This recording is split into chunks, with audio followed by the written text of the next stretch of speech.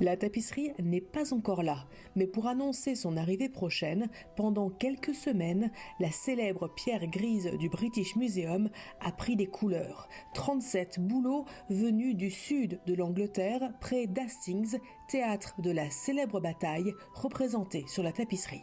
La tapisserie de Bayeux, c'est un monument mondial. Alors, on a un petit défaut de langage parce qu'on l'appelle la tapisserie, mais en réalité il s'agit d'une broderie qui date du XIe siècle et qui a été réalisée à la suite de la conquête de l'Angleterre par Guillaume le Conquérant. À l'intérieur du British Museum, la vedette reste annoncée en grande pompe.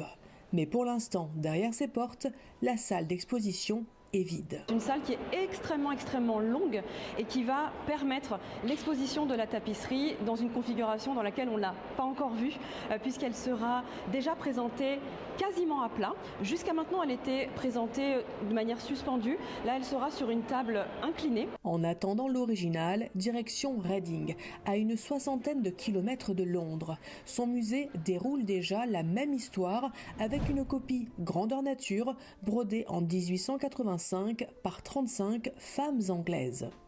C'est une copie absolument magnifique, réalisée environ 800 ans après l'original. Elle en reprend exactement les mêmes dimensions, environ 60 cm de hauteur et près de 70 mètres de longueur au total, répartis en plusieurs sections. Avec plus de 600 personnages et 200 chevaux, la tapisserie raconte un pan d'histoire commun à la France et à l'Angleterre. Cette ancienne professeure de français y est très attachée. C'est notre histoire, l'histoire de la conquête et l'histoire de notre nation. Enfin, alors c'est important.